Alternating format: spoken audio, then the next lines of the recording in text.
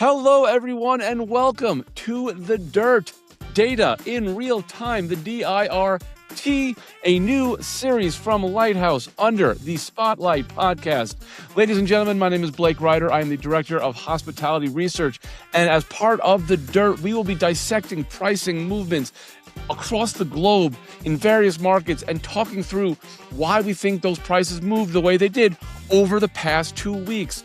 My name is Blake Reiter, and with me is Mr. Daniel Foreman. Daniel, say hi. Hey, everybody. This is Daniel. I'm a commercial strategist here at Lighthouse and also host the Spotlight podcast interview series that you may have seen. But yeah, I'm super excited to be here, Blake, and looking at some of this global pricing data, which is always super, super fun. One of the things, we've been talking to a lot of our clients about this new series we're launching. And one of the questions we got was like, what if you're not talking about my market? Well, a couple of things. One, you're going to listen to this podcast in 10 to 15 minutes. You're going to walk into work as the smartest person in the room with incredible facts about various global markets that you'll be able to drop in meetings. And number two, more importantly, everything Daniel and I will be talking about is really conceptual. And just because you might not have a hotel in XYZ market, the concepts are going to apply to any market. So you might see similar events or similar occurrences in your markets and understand how they affected other markets, and then you could apply those learnings to your own hotels and your own properties. So with that, let's dive into the D.I.R.T. and see how prices have moved. We're going to start with Hiroshima.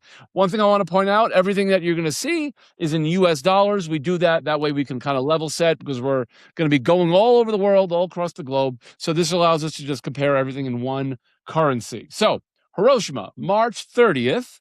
Over the last 2 weeks, prices moved from $96 up to $129 US, up 34%. Daniel, I think this is cherry blossom season, right? I think you are exactly right. So I did some additional research on this one, and I didn't realize how fascinating that cherry blossom season is as a demand driver.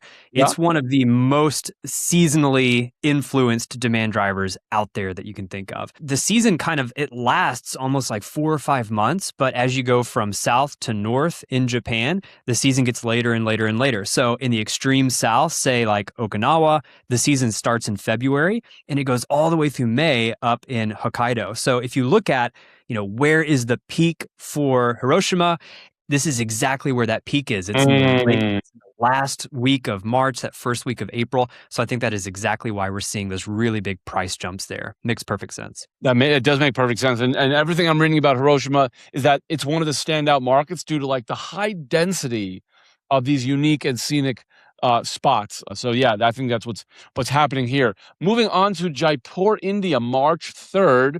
Over the last 2 weeks, we saw prices increase from $211 to $287, an increase of 36%. Now, I think what's driving this is an event, but this is a much, rather than a seasonal event, this is Holi. That falls on March 4th. This is the evening before Holi. And I think what makes it interesting in Jaipur is that they host this elephant festival on the eve of Holi. So I think that allows Jaipur to really push rate even more. And I think that they're getting the demand that they were hoping for, and they feel comfortable driving rate even more. Is that what you're thinking too, Daniel? Absolutely. I think Holi is the big driver here. And then one other angle, again, just to kind of pull in some seasonality factor to it as well, is March for India is one of those last months where you can drive rate and have a whole lot of tourism before things get super, super hot. Mm-hmm. So I think that's also why we're seeing, quite a bit of travel demand there for March. It's just before the really, really hot, dry summer season that kind of starts in April. Yeah, I was looking at temperatures too. I think it was around in the upper 90s for April, and then May, June is crossing 100 on average. So yeah, no doubt. I think that's definitely playing a factor. Up next, we have Palm Desert, California, March 6th, up 38% from $295 to $405. That's a big jump. What I'm thinking is happening here. So this date, March 6th, this is right in the middle of the BNP Paribas Open at nearby Indian Wells. March 1st to 15th, that's when the tournament goes. Driving tennis visitation. What I think is going on here, so this tournament set records in last year, 504,000 fans over the 2-week stretch. So I think they're just kind of pushing given what happened last year. Is that what you think? Yeah, it looks like they had great success last year and having over 500,000 fans total. I mean, that was the biggest attendance that they had had since the tournament moved to its current location, which happened in 1976. So, just thinking as a revenue manager, if you have that kind of success, you want to recreate it again this year. So, I think that's why we're seeing so much pricing growth is people really want to capitalize on that record attendance. Yep, agree 100%. Moving on, I want to group these two together because I think it's a similar story here. So we have East Syracuse, New York, May 8th, Tallahassee, Florida, May 1st. 102% increase for East Syracuse, 113% for Tallahassee, with Tallahassee ultimately getting to $342, East Syracuse getting to $222. And what I think is happening here is East Syracuse, that's Syracuse University, Tallahassee, Florida, that is Florida State, FSU. So I'm thinking this has got to be driven by commencement. I mean, I checked the commencement dates. They coincide with this. This is when graduation weekend is.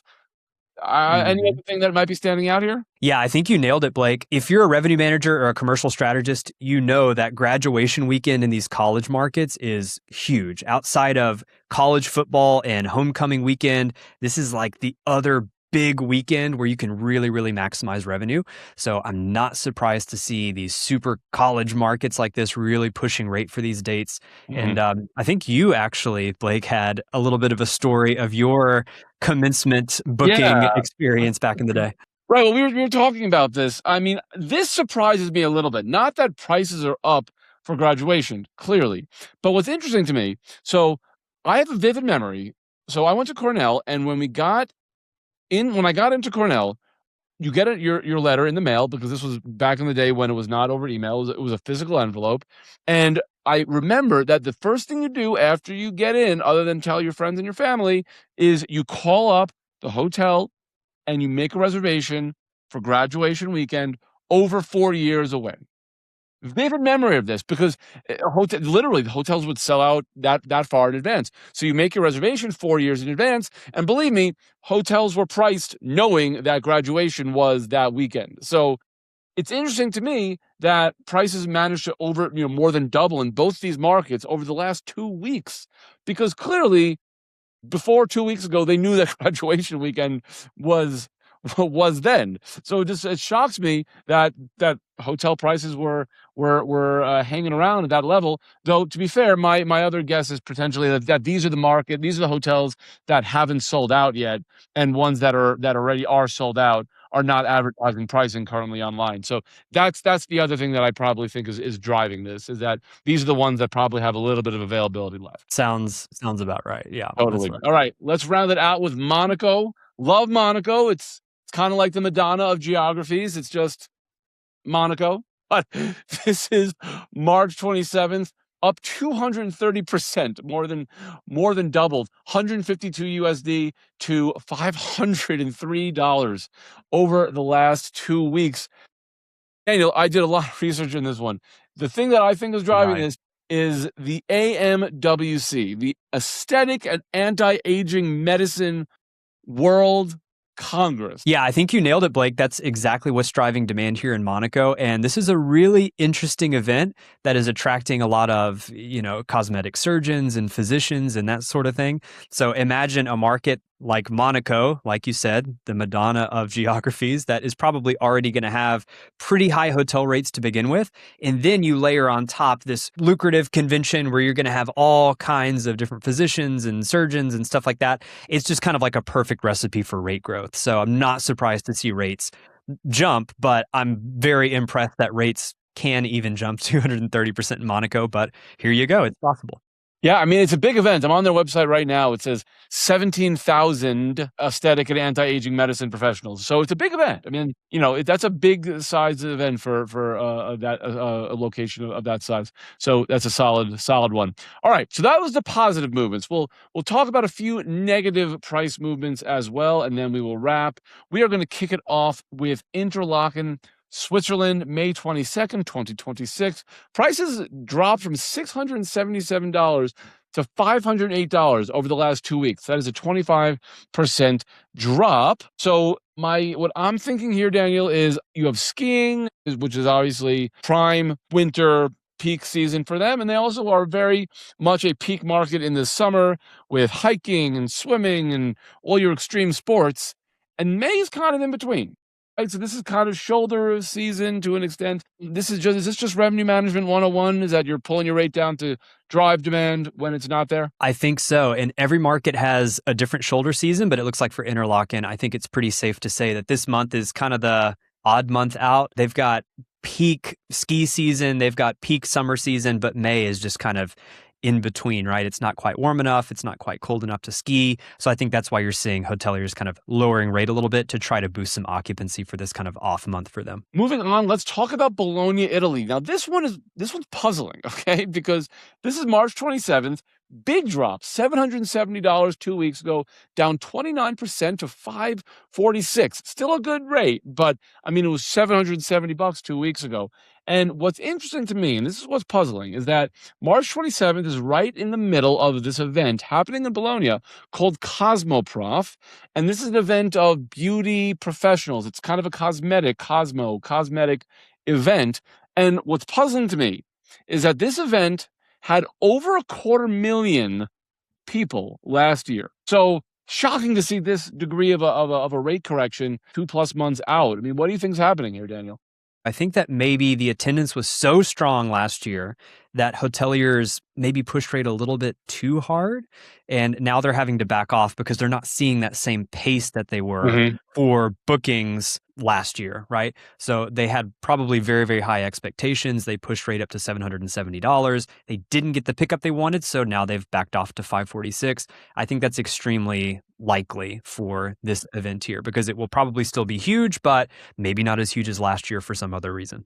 Yeah, or people are just traveling more on a budget and they're not booking, like you said, the pace. And honestly, what's interesting about, I'm glad you said that, Daniel, because this actually is, if you look back, to what you said like 6 or 7 minutes ago about Palm Desert, and Right. how the BNP Paribas Open was over 500,000 people in 2025, and it's like, okay, we're riding the wave, and they were able to drive rate over the last 2 weeks, and this is kind of the opposite, where again, last year was a strong year for this event, but they're just not getting the pickup. So, it's interesting. You really, as a revenue manager, have to be in touch with the signals, really looking at the pickup, looking at the pace, and adjusting in real time. I mean, Daniel, you were a revenue manager, in your past life. I mean, this is what you do. You got to be monitoring pickup and adjusting to make sure you're getting that pickup you need. Yeah. And sometimes you're changing rate every day based on whether or not you had pickup overnight. So Right, exactly. It's a very dynamic field. And last but not least, we will go back to Palm Desert, but this time for a decrease. So this is April 24th and 25th. The prices I'm going to give you and the percentage change is an aggregate of these 2 dates, April 24 and 25. Now, to be fair, it went from a very high starting price of $1,059 2 weeks ago down to $697. A big drop, down 34%. And what's fascinating is that this is the same. This is Stagecoach Music Festival weekend. That's a big deal for the market. Daniel, what's going on here? That's a big music festival. Yeah, that's right, Blake. This is a really, really big weekend. But what's interesting is this actually is the third consecutive weekend where there's a music festival going on. So Golden Voice, which is the company that holds Coachella and Stagecoach, they have a weekend of Coachella, the second weekend of Coachella, and then they have Stagecoach Music Festival. And if you look at tickets for any of these weekends, it's very, very expensive to go to one of these music festivals. We're talking $650 for one person to get in for a weekend. So as we talked about in that last podcast episode back in December, where we looked back at 2025 and forward to 2026, people are still traveling, but they're starting to get a little bit more price sensitive. So I think that there's maybe a little bit of this kind of pricing fatigue where, oh my gosh, I have to pay $650 to go to the music festival and the hotel's $1,000. This starts to add up really, really quickly. So it looks like hotels are backing off a little bit. It's likely that pickup is maybe a little bit softer than anticipated. That makes a lot of sense. Excellent. Well, ladies and gentlemen, this has been The Dirt, data in real time, part of the Spotlight podcast series from Lighthouse. You can listen and subscribe wherever you get your podcasts. We will be doing this every 2 weeks and examining how prices moved over the last 2 weeks and we really are excited about this new series. We hope you continue to tune in. Thank you again so much for joining us today. If you want to learn more about Lighthouse's data, visit our website at mylighthouse.com. And again, my name is Blake Reiter, and we will see you in 2 weeks. And opposite me is Daniel Foreman. Thanks everybody for listening. We'll see you in a couple weeks. Thanks again. Bye-bye, guys.